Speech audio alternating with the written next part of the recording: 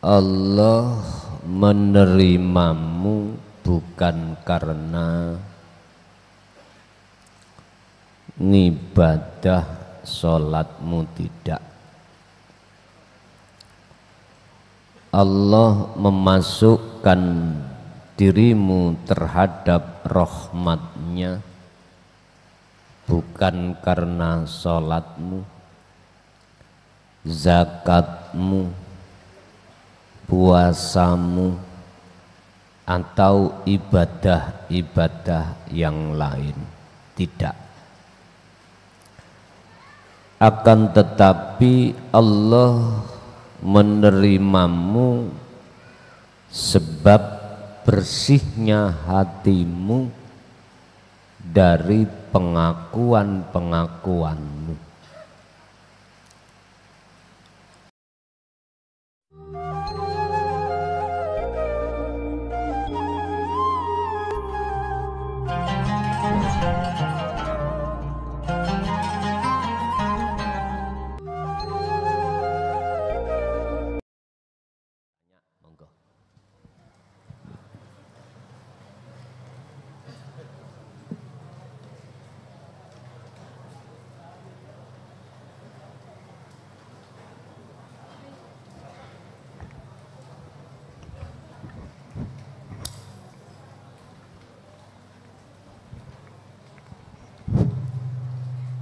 Assalamualaikum warahmatullahi wabarakatuh.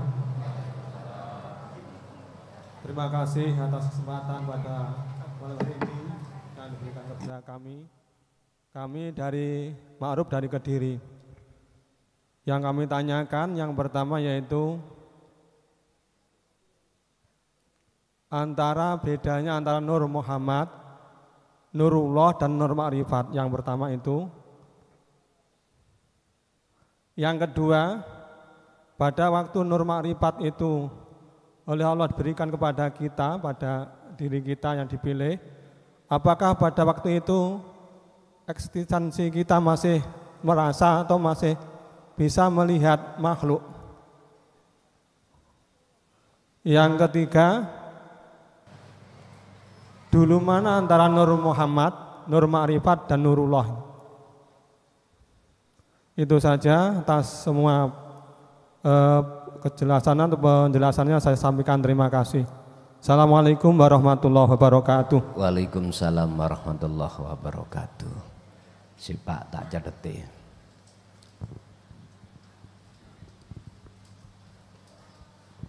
Pertama, perbedaan Nurullah, Nur Ma'rifat, Nur Muhammad.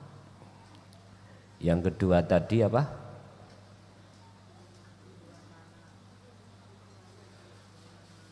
Nek ketiga dulu mana emang? Oh gini, ketika Nur Ma'rifat Allah nyalakan, apakah masih bisa melihat makhluk?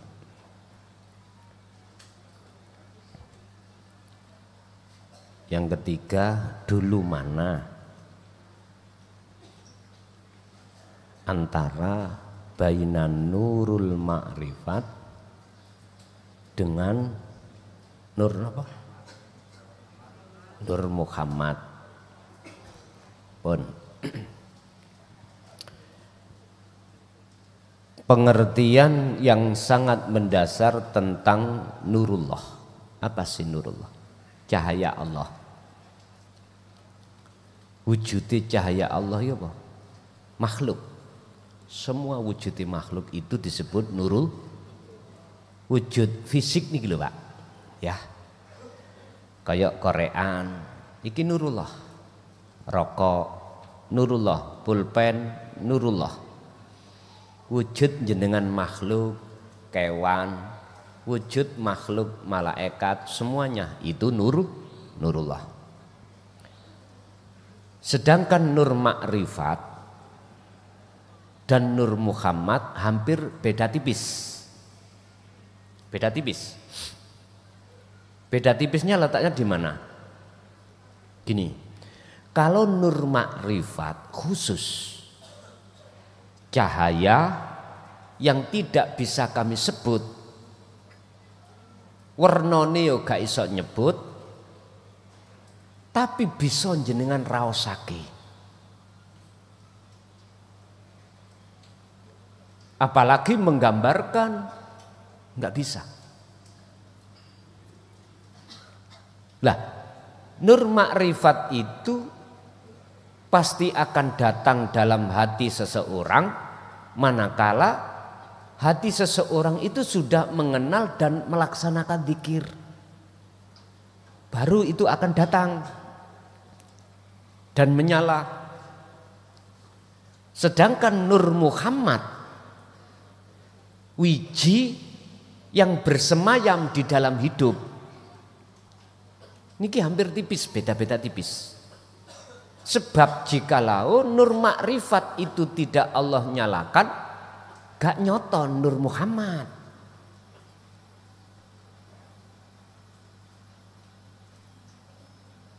Cara bahasa dohir ngeten, Mbak. Bahasa biologi ya. Nur Muhammad itu las di dalam telur niku lho. Wiji. Lah, Nur Muhammad ini nanti akan jadi Nurullah disebut Muhammad, yaitu wujudnya ayam iku Muhammad. Wujud jenengan ikilah Muhammad. Berasal sangka Nur Muhammad. Sel yang ada di dalam mani bapak kita itu loh Nur Muhammad.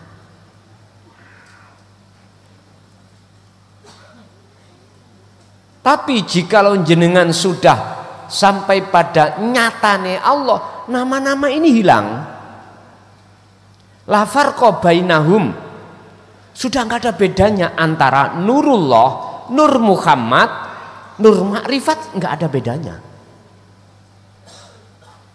Bagaimana jenengan bisa membedakan? Lawang adanya mung tunggal.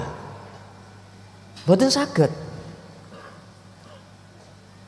Itulah yang kami sebut aku. Berarti selain aku sudah tidak ada. Innani sesungguhnya aku, ana yo aku, iku Allah sing disebut Allah.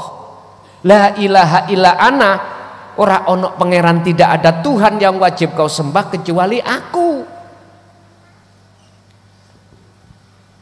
Nyun sewu, kalau sudah sampai ke aku, Allah gak ono nama, sifatnya yang gak ono, keagungan, nama hilang, sifat jamal, sifat kamalnya juga gak ada, nama wujudnya hilang, tinggal aku. Makanya dalam kategori kan Allah katakan, jangan kau menyembah namaku, sifat datku, tapi sembahlah aku. Oleh sebab itu fa'budni, nyembah sira ni ing ingsun, aku. Aqimis shalah, tegakkanlah salat semata-mata lidzikri. Tujuannya sadar diri kalau aku itu, ngene lho, lidzikri, semata-mata untuk mengingatku. Aku mana? Nama Allah enggak ada. Nama Sang Yang Widi sudah enggak ada, Sang Yang Sekerta apapun sudah enggak ada. Terus enggak bisa kau sebut, biar gampang disebut terakhir makrifat aku. Udah, Quran ini nampakkan seperti itu. Tapi jikalau kita belum sampai dikatakan makrifat, ya masih ada bedanya, Pak. Sama dengan gini loh, Bu, kula tangklet Bu nggih. Bumbune jangan lodeh niku napa? Sebut. Laose wonten, ketumbar wonten. Sing pedes bunter-bunter iku napa? Mboten nggih niku. Lho, sik ana sebutan toh, karena belum jadi. Tapi kalau sudah jadi kuah lodeh, mana sebutan semuanya? Hilang toh. Sama dengan itulah, nggak jauh-jauh berbeda. Makanya ada istilah az-zuhad al-arif.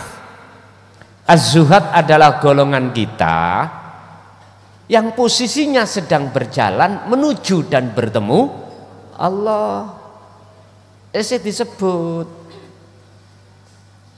disebut Nur Muhammad, disebut Nurullah, disebut Nur Ma'rifat. Nek wis makrifat, wis gak nyebut menengai. Ayo kapan-kapan ayo ngaji meneng-menengan ya. Lah meneng. Mari meneng langsung kabur dewe-dewe wis ngono. Lho penak. Pun itu yang pertama. Yang kedua, seseorang kalau sudah Allah letakkan di makrifat pada Allah, apakah masih bisa melihat makhluk? Rumus mengatakan, jikalau kau masih memandang apa yang menutupi matamu, maka kau tidak akan bisa memandang di balik apa yang menutupi itu. Dikatakan kau akan bisa melihat di balik sesuatu yang menutupi, itu syaratnya yang menutupi harus fana, harus hilang. Ini konteksnya dalam ainul basiroh. Mata hati sampai sudah tidak pernah bisa memandang makhluk. Kalau mata dohir ese mandang, paham Pak nggih? Mata dohir iki sik mandang wujude makhluk iku wujud. Tapi pandangan hati sampean ini sudah tidak memandang iku wujude makhluk. Mboten, wis mboten wonten. Semuanya wujudnya Gusti. Dibuka sifat ma'ani, kan ada 7: kudrat, iradah, ilmu, hayat, sama, basor, kalam. Masuk pada wahdaniyah. Ya, leresah ma'aniyah nih. Masuk dalam sifat wahdaniyah, iku pengertiannya apa? Makna sawiji. Suhudul wahdah fil kasroh, banyak tapi tunggal. Orang satu jagat ini Pak, satu pun sidik jari nggak ada yang nggak ada. Tidak hanya bermiliar Pak, triliun, tetap nggak sama. Wajah pun juga begitu, nggak ada yang sama. Ini berarti tetanda sifat sawijine Allah ada di situ. Tinggal Anda memandang makhluk apa memandang Allah, tergantung. Ahli hijab memandang makhluk, tapi ahli syuhud sudah tidak memandang makhluk. Wes. Yang ketiga,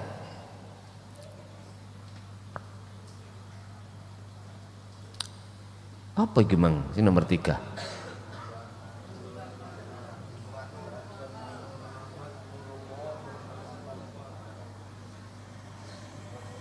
Tujuan duluan mana antara nur makrifat dengan nurullah?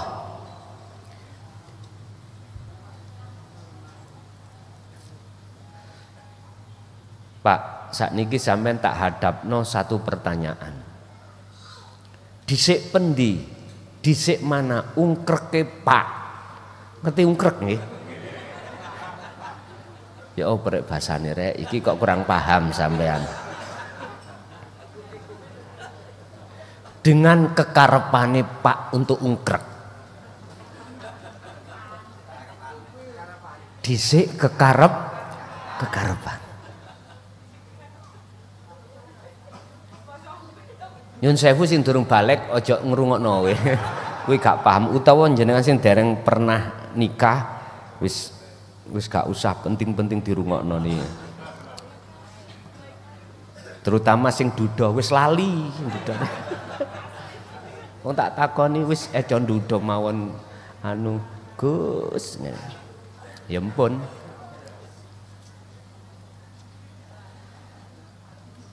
Nyun sewu kekarepan itu laksana nur makrifat yang Allah siapkan di dalam hati jenengan.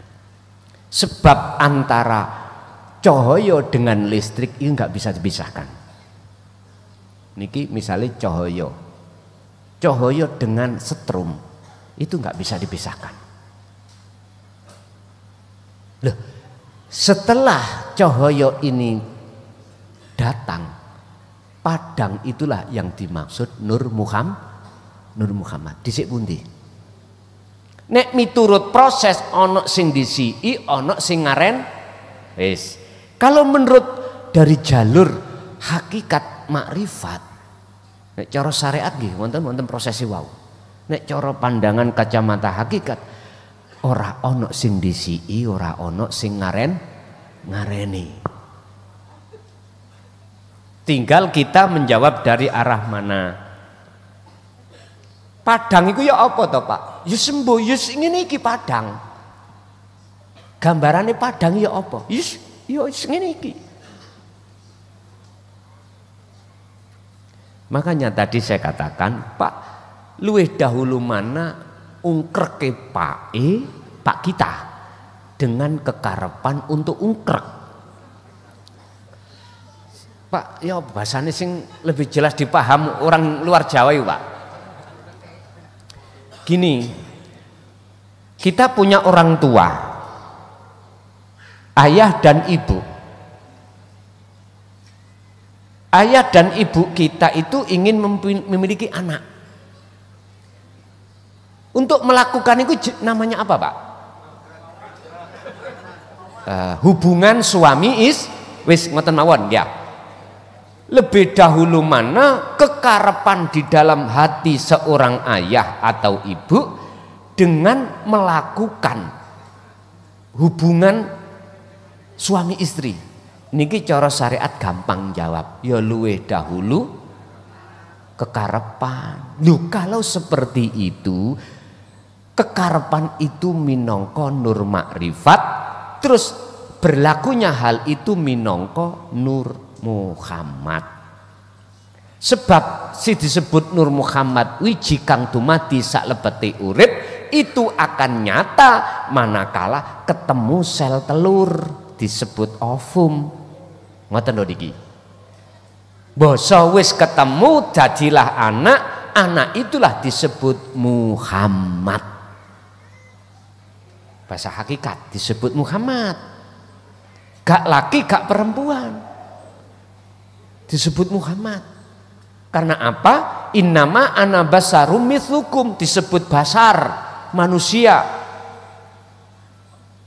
Itulah yang dimaksud hakikate Muhammadur Rasulullah.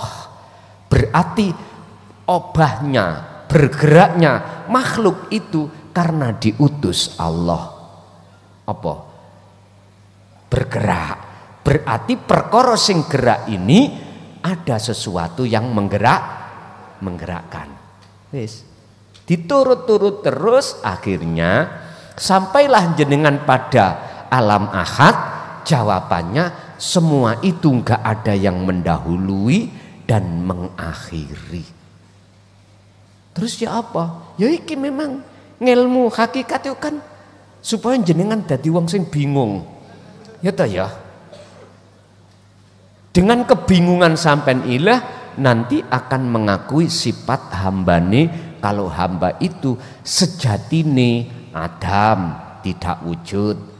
Nek Gusti Allah itu alim berarti kita bodoh. Nek Gusti Allah kuat berarti kita lemah. Itulah proses-prosesnya Pak.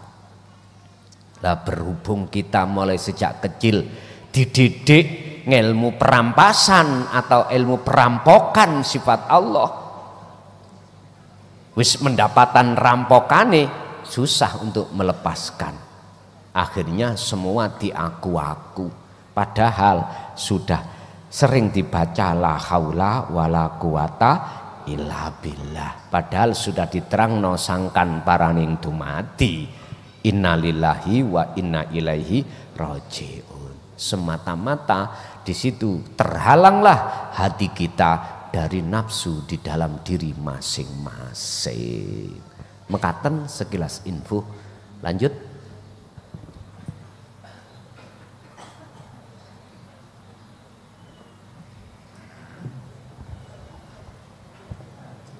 Assalamualaikum warahmatullahi wabarakatuh. Perkenalkan, nama saya Muhammad Aminuddin Nur atau Rifai ya. Muhammad Aminuddin Nur itu nama waktu kita baru masuk Islam, kita diberikan nama Muhammad Aminuddin Nur. Untuk Rifai nama asli. Gus, alhamdulillah saya baru pertama kali ini hadir di pertemuan ini dan saya bersama istri hadir di sini. Di dalam proses perjalanan untuk bertemu Allah, itu yang saya lakukan adalah sudah hampir mulai tahun 2003 sudah saya laksanakan, Gus. Akan tetapi ternyata baru setelah saya melihat di channel YouTube itu baru tahu kalau itu sebenarnya adalah sebuah kunci untuk menuju ke Allah. Di dalam proses perjalanan itu kalau saya rasa saya mempunyai kunci dua, Gus. Yang satu sudah saya ketahui, yang kedua ini yang baru tahu ini kunci setelah saya melihat YouTube-nya Gus Muklakson.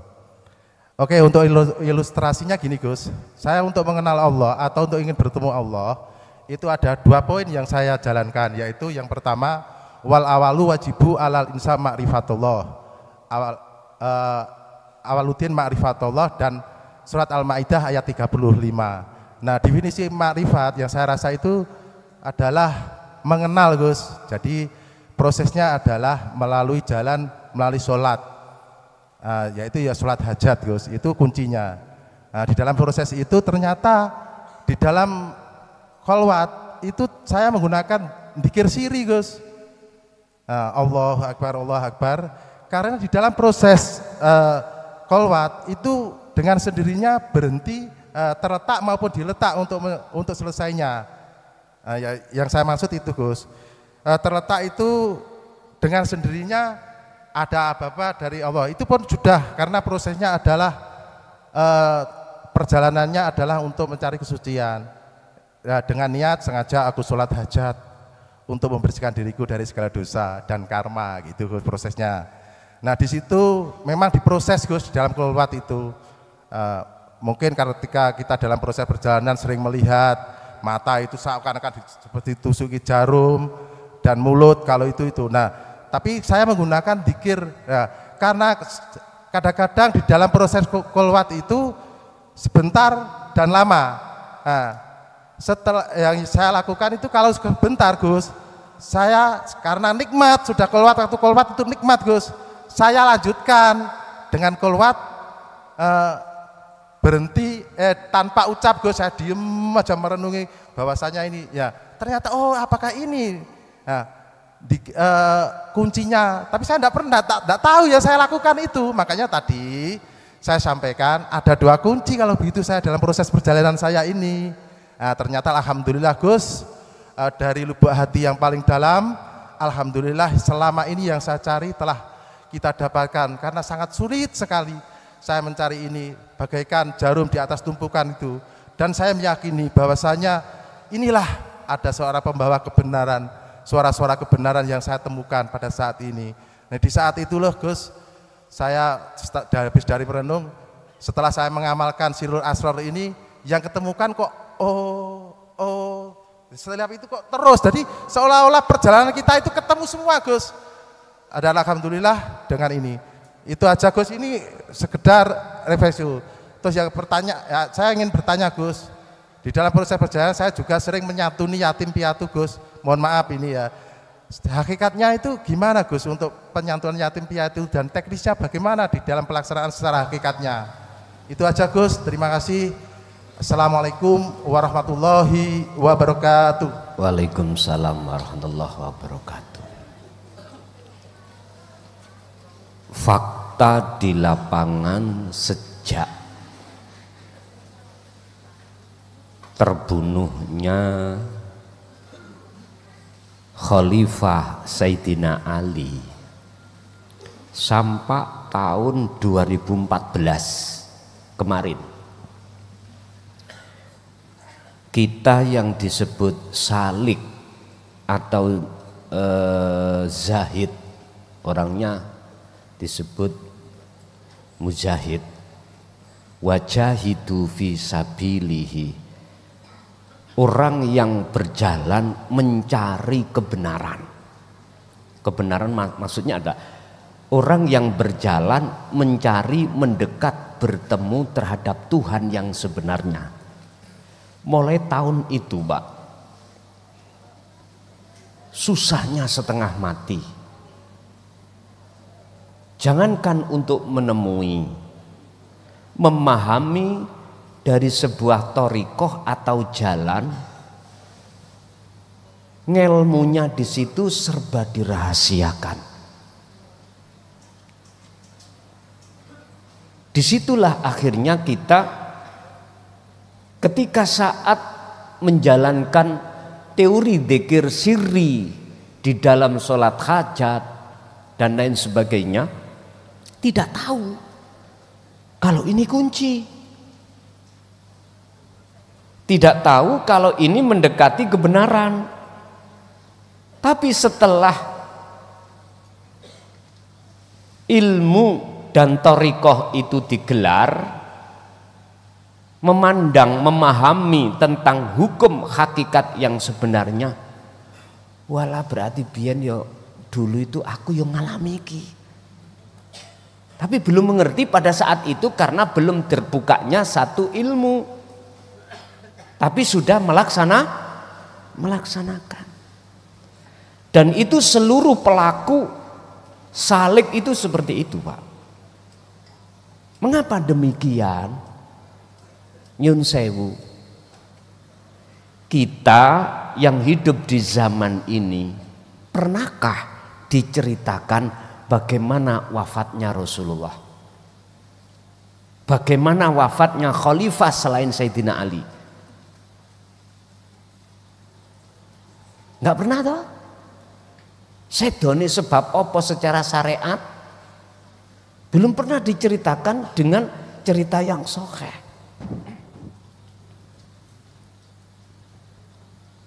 Terkesan ditutup. Cuman hanya Sayyidina Ali inilah yang terkenal kejadian Karbala niku yang diceritakan. Yang jelas kalau boleh saya ceritakan, walaupun itu tersimpan dalam-dalam kerahasiaannya, beliau khususnya para sahabat tiga, Abu Bakar, Umar, Utsman, sedone ya napa? Diracun. Mana dimediakan? Enggak pernah. Beliau-beliau menyampaikan hal itu, resikonya memang begitu. Loh, itu sudah saya mal. Masuk di dalam tahun 2000 sudah kami perhitungkan resiko konsekuensi jikalau isine Quran sing nggak bisa dibaca. Dulu kan Quran itu regenerasi akhirnya bisa dibaca. Awalnya itu bengkak-bengkok, ora enek harokate lan sak pituruti lah gitu toh.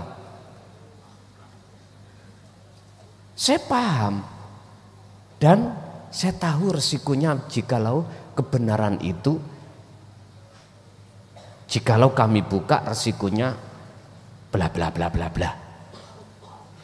Paling tidaklah kami itu dituduh membawa ilmu yang sesat, zil mudhil, sesat dan nggak apa-apa, saya ridho, saya ikhlas.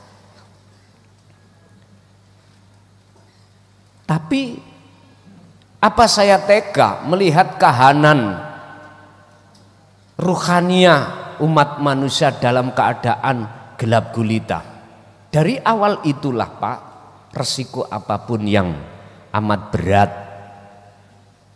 tetap kami terjang. Sebab saya sendiri memegang satu ayat, walau karihal musyrikun, walaupun kami dibenci, walau karihal kafirun, walaupun kami difitnah dan lain sebagainya, tetap wala tayasu fi roihillah, janganlah kau mandek dan berputus asa dalam hal penyampaian ini.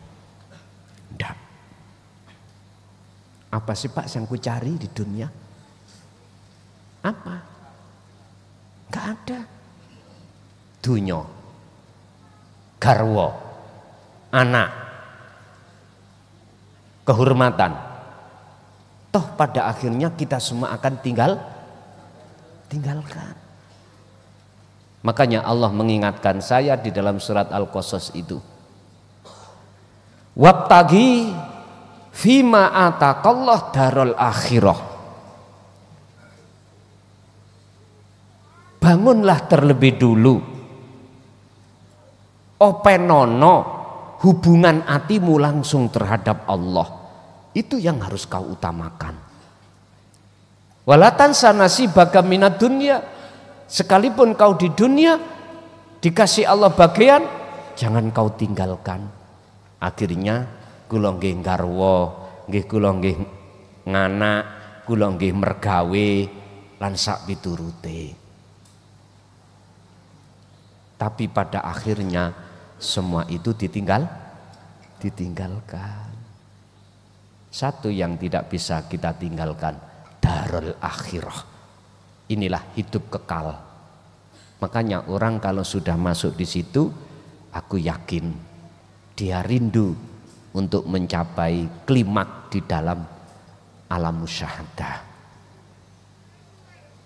Bapak Ibu hadirin rahimakumullah. Awal memang si salik itu harus ada keinginan di dalam hatinya untuk bertemu Allah. Makanya disebut salik atau disebut az-zahid, az-zahidun. Itu di situ. Dan ini Allah tanamkan di dalam hati Rasulullah. Liman kana yarjullah. Ini termasuk teladan Rasulullah loh ya. Rasulullah memberikan teladan terhadap kita terkait keinginan hati untuk kembali bertemu Allah. Liman kana yarjullah, yarjullaha. Sekarang tinggal pertanyaannya, siapa manusia yang hatinya ingin berjumpa pada Allah? Siapa? Ternyata jawabannya adalah yastami'unal qaula fayattabi'una ahsanahu. Itulah mereka ketika saat menerima risalah Allah yang disampaikan Rasulullah di jalur dinut tauhid atau ilmu sejati atau mohon maaf ilmu ketuhanan untuk mengesahkan Allah dan melaksanakannya. Itu mereka. Selain daripada itu, golongan itu enggak mungkin, Pak. Makanya jangan heran orang yang sudah ada dalam hatinya ingin bertemu Allah, wegah ning dunya. Ngerti wegah? Napa bahasa Indonesia wegah? Capek. Bahkan dikisahkan bapakipun Syekh Abdul Qadir Jailani toh, capek ning dunya. Padahal beliau itu bergelimangan. Sing bener gelimangan apa gelimpangan, Pak? Dunya. Saya sering nyebut gelimpangan lah ngono ah. Nggih mohon maaf. Bergelimangan kemewahan dunia. Dia inginnya lekas kembali kepada Allah, artinya secara fisik roh iki terbebaskan dari cengkraman jasmani. Akhirnya mencanangkan menjatuhkan diri dari pohon yang amat tinggi. Tapi berhubung Gusti Allah tidak mengharapkan nyun sewu, cor ibarat takdir belum waktunya, akhirnya di bawahnya beliau ada manuk emprit peking itu rombongan menahan, akhirnya dia tidak langsung jatuh ke bumi, kalem ngoten.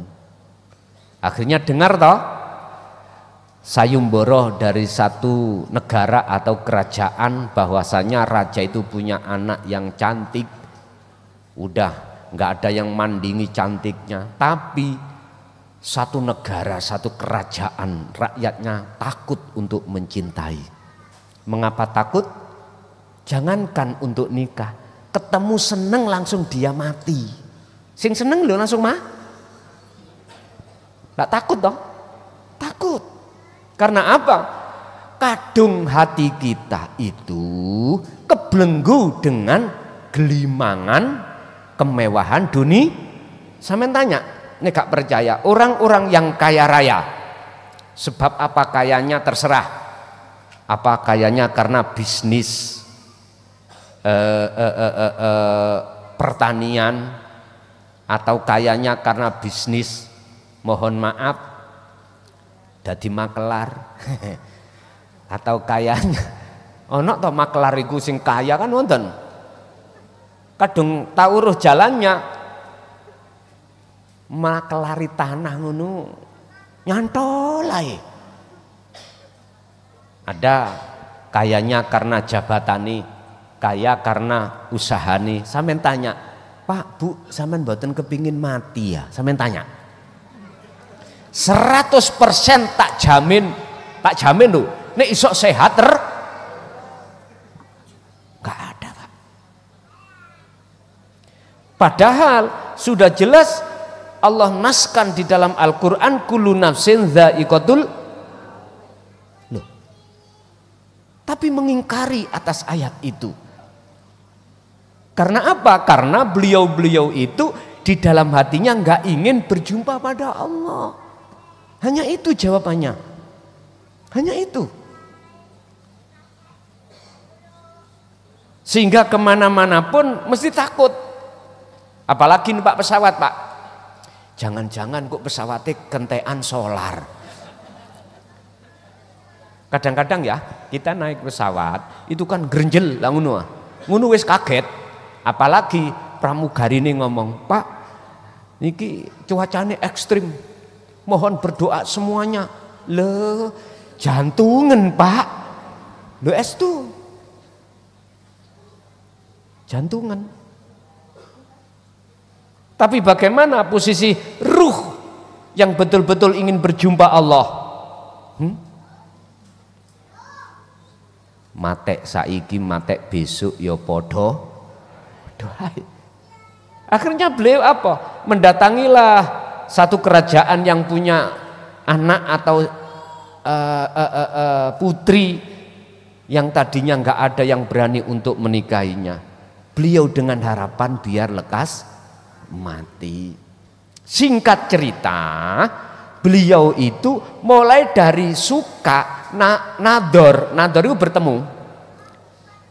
bertemu pandang-pandangan, sampai khidbah berarti melamar, sampai akdu nikah mboten mati-mati.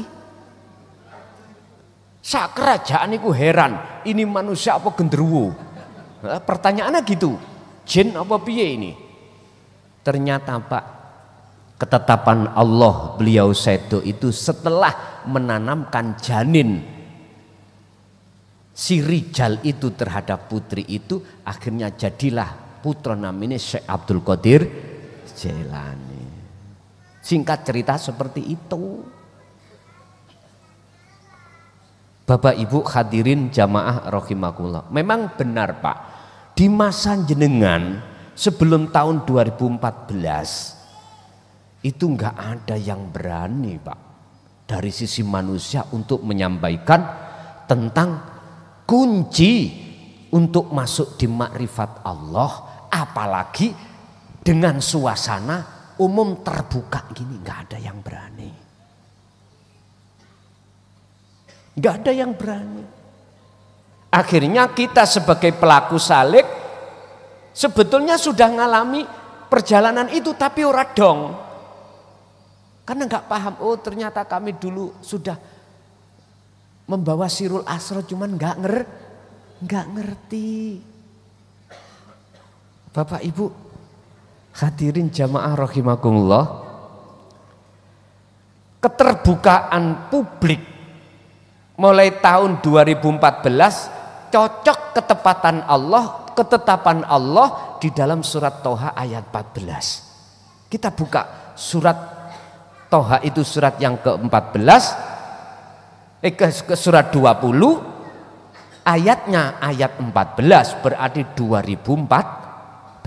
Di situ Allah katakan innani anallah la ilaha illa ana fa'budni wa aqimis sholah lidzikri, untuk membahas tentang aku yang pernah dibahas oleh Al-Halad, Sayyidina Ali, Khalifah Abu Bakar, Umar, Utsman, bahkan Rasulullah.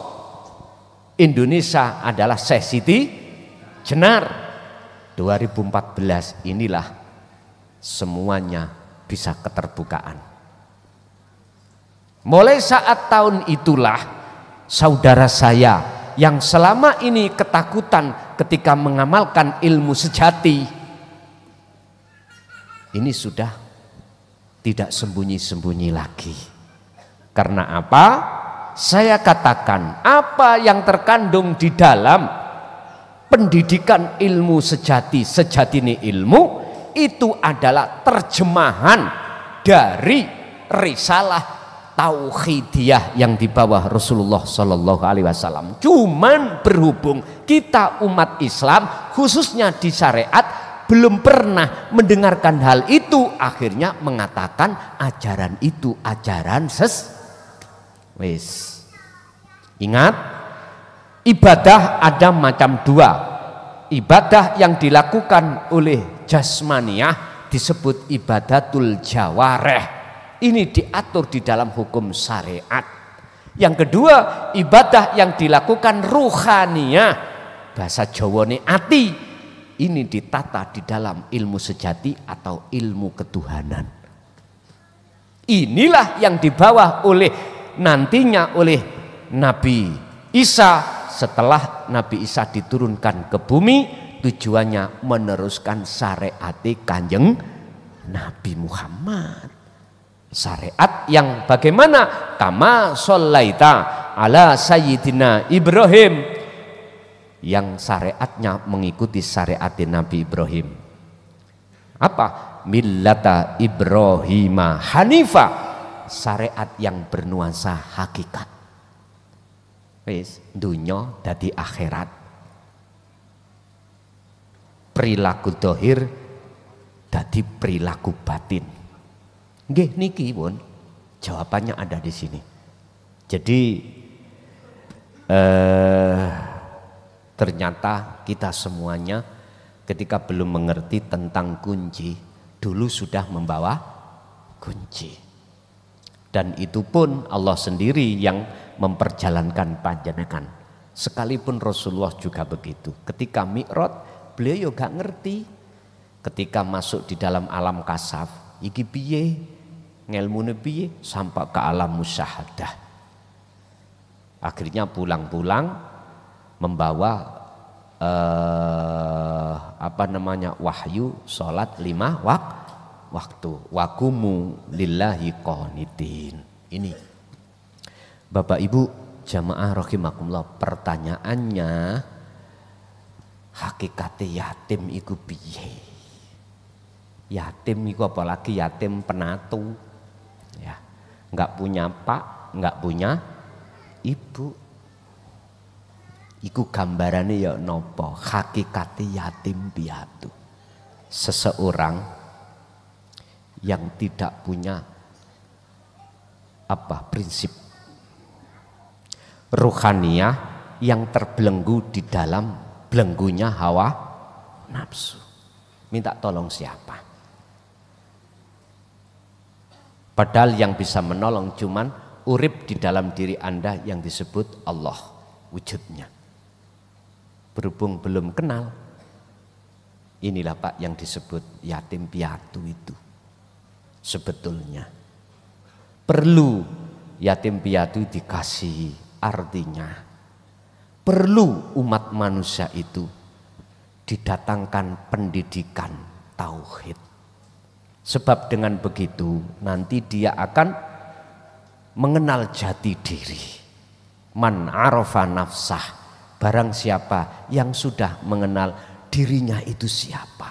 Maksudnya urip ning awak iku sopo, bukan sopo jasad niki lho Pak. Hidup yang ada diri kita yang selama ini kita aku.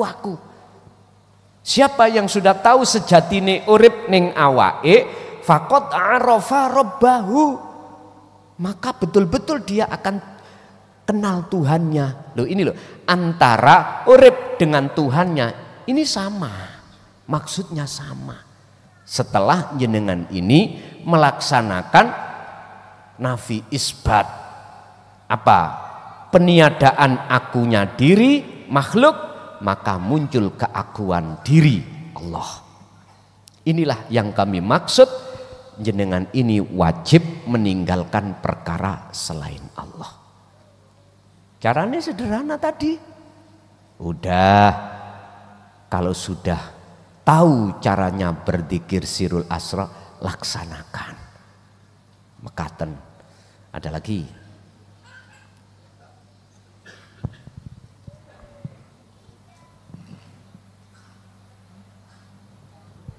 Kalau nggak ada, Ibu, gantos Ibu.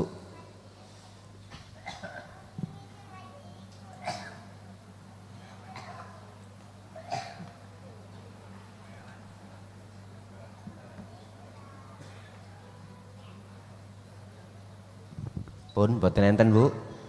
Pak E tasih wonten? Cukup. Bapak Ibu hadirin jamaah rahimakumullah, mulai awal sampai akhir apa ilmu yang sudah disampaikan, belajarlah hati memandang bahwasannya yang mendidik kita, yang mengajari kita, yang mentaklim ilmu terhadap kita semata-mata adalah Allah. Pujalah dia, pujilah dia, sembahlah dia dengan cara ini wajah tu wajah. Hadapkanlah wajah ruhaniyah jenengan, datang hidup di situ dengan rasa. Hanya dengan rasa inilah cara untuk menyambungkan antara ruh dengan Allah Subhanahu wa taala. Semoga bermanfaat terhadap keluarga kita dan anak putu ila yaumiddin. Lahumul Fatihah.